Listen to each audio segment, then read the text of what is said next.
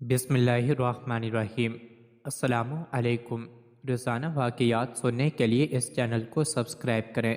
محمد بن اسحاق سے روایت ہے کہ نبی صلی اللہ علیہ وسلم اپنی قوموں کو برائیوں پر تنبیہ کرتے اور راہ باطل سے ہٹ جانے کی دعوت دیتے تھے۔ جب کفار آپ کے مقابلے میں عاجز آ گئے اور آپ کو کچھ بگاڑ نہ سکے تو پھر انہوں نے باہر سے آنے والے لوگوں کو آپ سے دور رکھنے کی کوشش شروع کر دی۔ طفیل بن عمرو دوسی بیان کرتے ہیں کہ وہ مکہ مکرمہ میں آئے۔ نبی صلی اللہ علیہ وسلم ابھی وہیں تھے تو قریش کے کچھ لوگ طفیل کے پاس آئے۔ وہ ایک شریف آدمی اور عرب کے نامور شاعر تھے۔ کہنے لگے، اے طفیل، تم ہمارے علاقے میں آئے ہو، جان لو وہ شخص نبی صلی اللہ علیہ وسلم نے ہمارے لیے بڑی مصیبت کھڑی کر رکھی ہے۔ ہماری جماعت کے حصے بکھرے کر دیے ہیں۔ جادوگر سا ہے، آدمی کو اپنے جادو سے والدین، بھائیوں اور بیوی بچوں سے جدا کر دیتا ہے۔ ہمیں ڈر ہے ہم جیسی مصیبت تم اور تمہاری قوم پر بھی نہ پڑ جائے، اس لیے اس سے نہ کلام کرنا اور نہ اس کی بات سننا۔ کہتے ہیں وہ مجھے سمجھاتے رہے یہاں تک کہ میں نے تہیہ کر لیا کہ آپ کی کوئی بات سننے کی کوشش نہ کروں گا، بلکہ میں نے مسجد حرام میں آتے ہوئے کانوں میں روئی ڈال لی، کہیں مجھے آپ کی آواز نہ سنائی دے۔ میں مسجد میں آیا تو آپ کعبۃ اللہ کی نزدیک محو عبادت تھے۔ میں آپ کے قریب جا کھڑا ہوا۔ اللہ تعالیٰ نے مجھے آپ کا کلام سنا ہی دیا۔ میں نے محسوس کیا کہ وہ بڑا اچھا کلام ہے۔ میں نے اپنے دل میں سے کہا، تجھے تیری ماں روئے، میں تو ایک ممتاز شاعر ہوں، اچھے اور برے کلام میں امتیاز کر سکتا ہوں۔ میں اس شخص کی بات کیوں نہ سنوں؟ اگر اچھی ہوئی تو مان لوں گا، بری ہوئی تو چھوڑ دوں گا۔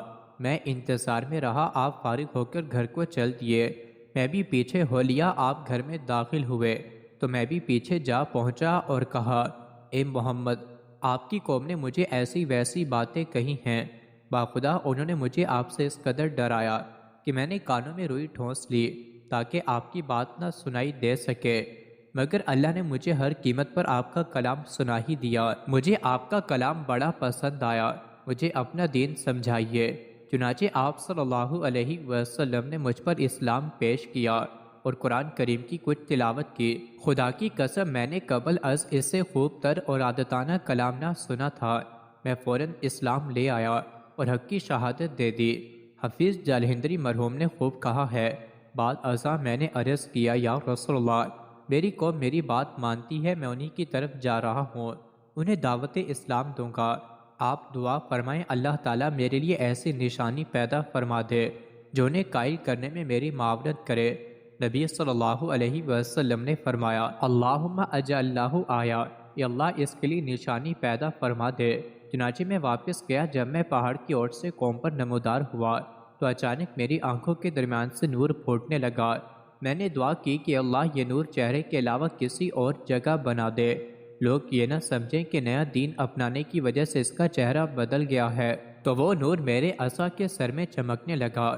میں گھر پہنچا تو میرا والد میرا منتظر تھا، بوڑھا شخص تھا۔ میں نے اس سے کہا، میرا یہ فیصلہ سن لو، میرا اور تمہارا تعلق ختم ہوا۔ کہنے لگا، کیوں اے بیٹے؟ میں نے کہا، میں اسلام لے آیا اور دین محمدی صلی اللہ علیہ وسلم کا پیروکار بن گیا ہوں۔ والد نے کہا، بیٹا تمہارا دین میرا دین ہے۔ پھر اس نے غسل کیا اور پاک کپڑے پہن کر آ گیا۔ میں نے اس پر اسلام پیش کیا اور وہ کلمہ پڑھ کر ہلکا بگوش اسلام ہو گیا۔